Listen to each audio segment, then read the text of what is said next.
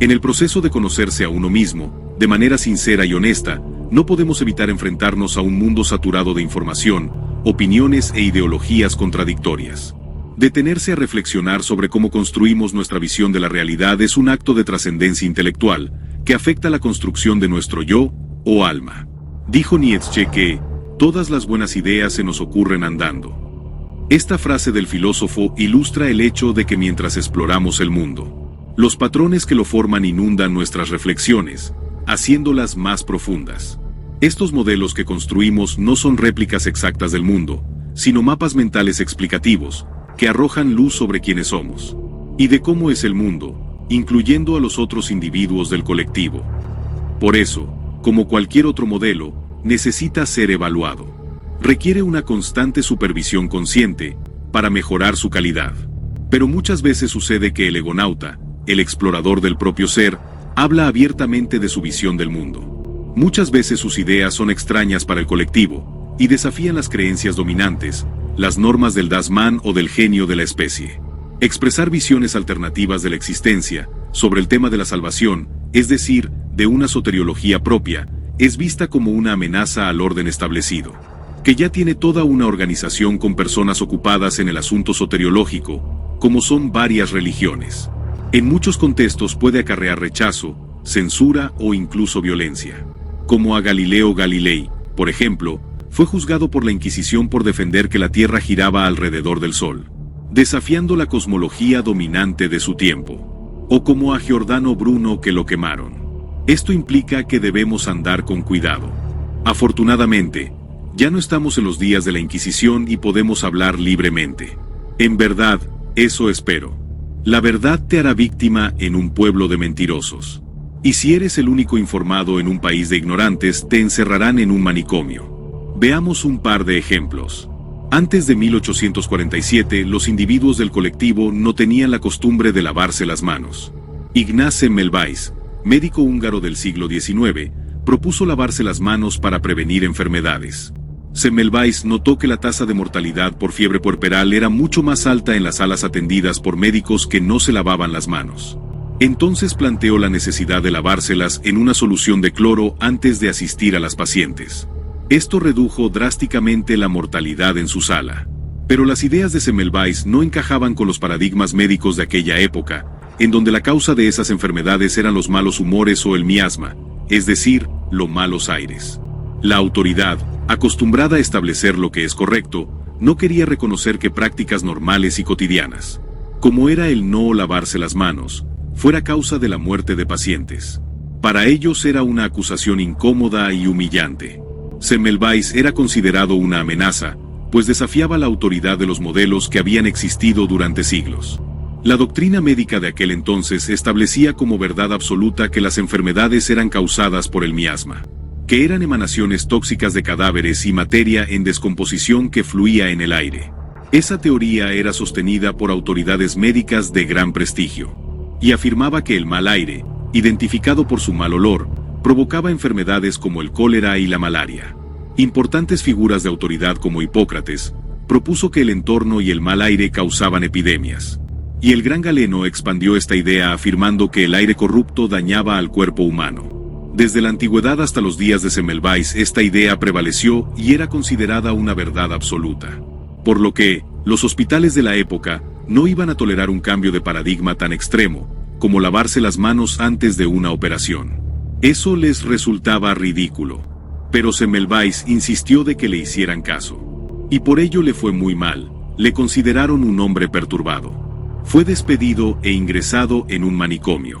Una vez allí, vivió de un modo miserable.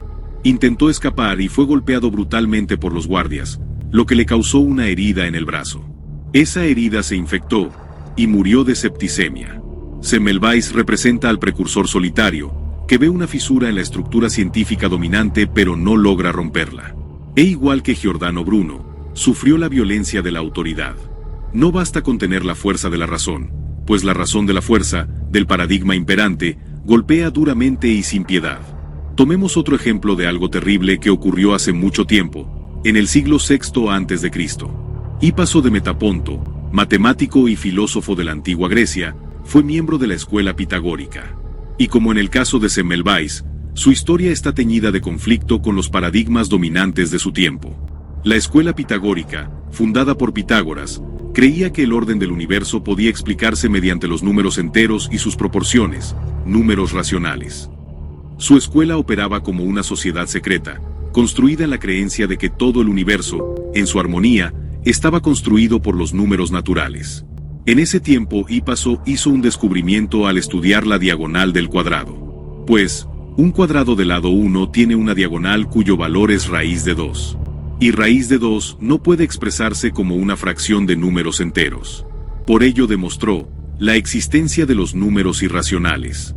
Esto rompía completamente con la creencia pitagórica de que todo en el cosmos podía expresarse como relaciones armónicas entre números enteros, lo cual hacía peligrar toda la estructura de su escuela oculto. Los pitagóricos se sintieron amenazados.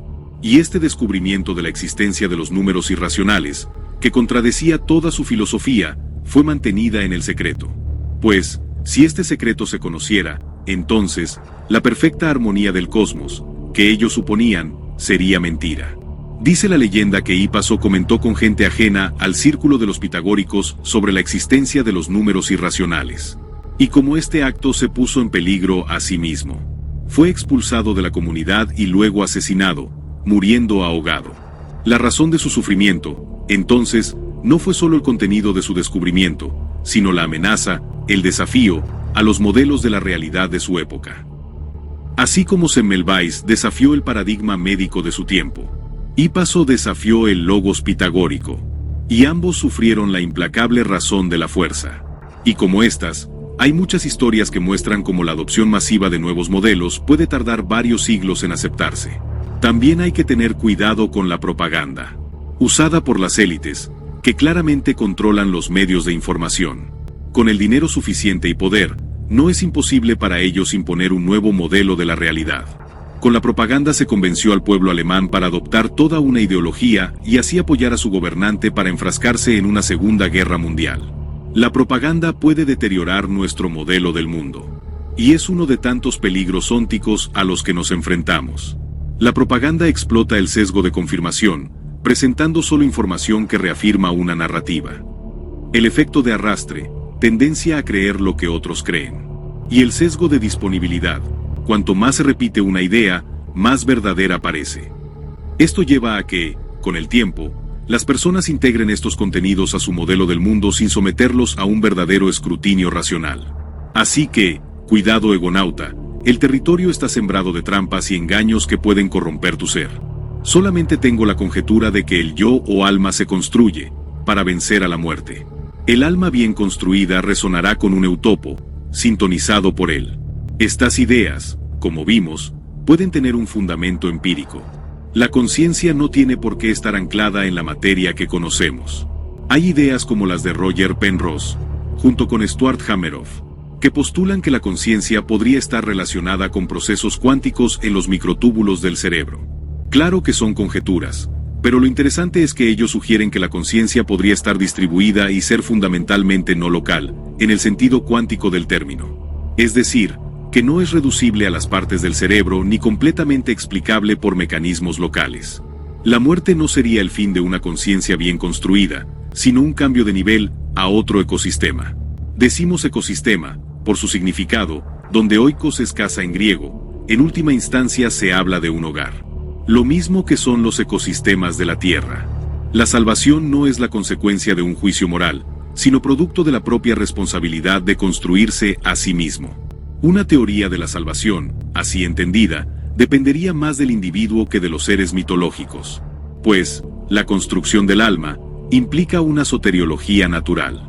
La conciencia no tiene por qué estar confinada al cerebro, sino que es producto de una estructura, no local ni perceptible. Ver video de la temporada 1, El fin de la vejez 01 de 11 mente extendida. Lo tenemos claro, la salvación es un evento natural. En este marco, la salvación ya no se concebiría como un premio moral en la otra vida dado por árbitros que trabajan en una burocracia celestial, sino como un proceso de afinación y continuación del ser. No existirían listas tipo Santa Claus en donde los buenos pasan y los malos se quedan. No existe ese tipo de burocracia en el más allá. La criba es natural. Cada individuo tiene una firma ontológica, cada uno resonaría con lo que se asemeja a él. Pero solo un lugar saludable sintonizaría con las almas bien construidas, con los egonautas que se preocuparon por conocerse a sí mismos, que evolucionaron. Sin embargo, los individuos que no se separaron de un colectivo amante del hedonismo onánico, los cuales están encadenados por su parte animal a este mundo, desaparecen. Pues no hay nada que permanezca que pueda sintonizarlos. Pues estos drones, que no se liberaron del imperativo categórico del genio de la especie, vivieron como el macho del pez diablo de las profundidades, el Melanocetus johnsoni, que como ya contamos, solo existe para donar a la hembra sus gónadas. Este pez, desde que nace, no come, y su único objetivo en la vida es fusionarse con una hembra. El pez es absorbido y lo que queda de él sirve para entregar esperma y así fertilizar los huevos de la hembra. El dron del colectivo onánico es como el marsupial antequino en donde los machos mueren debido al estrés físico y hormonal causado por la intensa actividad sexual cuando copulan sin parar durante horas. Así están programados. Así son las directivas del genio de la especie. El ser, para salvarse, además de conocerse a sí mismo, necesita ignorar las directivas biológicas que le mantienen casi el 100% de vida, distraídos en menesteres ajenos a su propia persona. Porque las finalidades de la especie no tienen por qué ser las finalidades del individuo. La ignorancia del propio ser, el yo lleno de contradicciones y fragmentado, la desconexión con los otros y con el mundo serían razones por las cuales obtendrían una firma ontológica que no le permitiría sintonizarse con los mejores lugares. Simplemente no entrarían en resonancia. Recordemos el video El fin de la vejez 01 de 10 vejez en resonancia. La vida no es un problema que hay que resolver, en cambio, la eternidad sí lo es. Esta es básicamente la soteriología natural propuesta, para lograr la salvación como una reintegración en el eutopo. Volvemos a asegurar que la salvación es un evento natural. Y como en la misma naturaleza, muy pocos se salvan. Solo hay que recordar a las pocas tortuguitas que se salvan tras eclosionar del huevo, y llegan a la orilla del mar. De modo que debe haber un control de calidad en cuanto a lo que nuestro entendimiento procesa. Es algo muy necesario. Así como el cuerpo se debilita y enferma cuando se alimenta de comida chatarra, la mente también se deteriora cuando asimila cultura chatarra. Y del mismo modo que existe control de calidad sobre los alimentos que ingerimos, debería haber un control de calidad sobre los modelos que tratan de imponernos, los cuales muchas veces niegan aspectos de la realidad, como son los que han aparecido en los últimos años y que les han llamado políticamente correctos. Y hay que tener cuidado, que cualquier cosa que nos aleje de la realidad presupone un peligro ontológico. Por ello, para tener un control de calidad de la cultura que se asimila, es necesario desarrollar una vigilancia activa sobre lo que se nos da. Los sesgos cognitivos, como el sesgo de confirmación, buscar solo aquello que valida nuestras ideas, o el efecto Dunning-Kruger, sobreestimar nuestra propia comprensión, distorsionan nuestra percepción de la realidad. Hay que vigilar no caer en las falacias lógicas del genio de la especie, que se aprovecha de nuestro instinto gregario y nos empuja a ser como los demás drones del colectivo.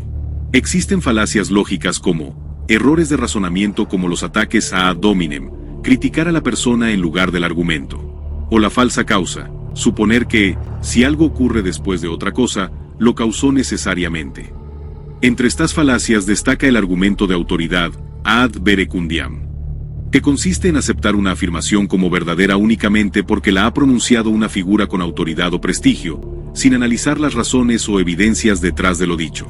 Esta falacia se ve reforzada por nuestro instinto gregario, la tendencia evolutiva a buscar seguridad en el consenso de la horda o en la guía de líderes dominantes. Este instinto gregario fue adaptativo en contextos, donde seguir a un líder experimentado significaba la diferencia entre la vida y la muerte.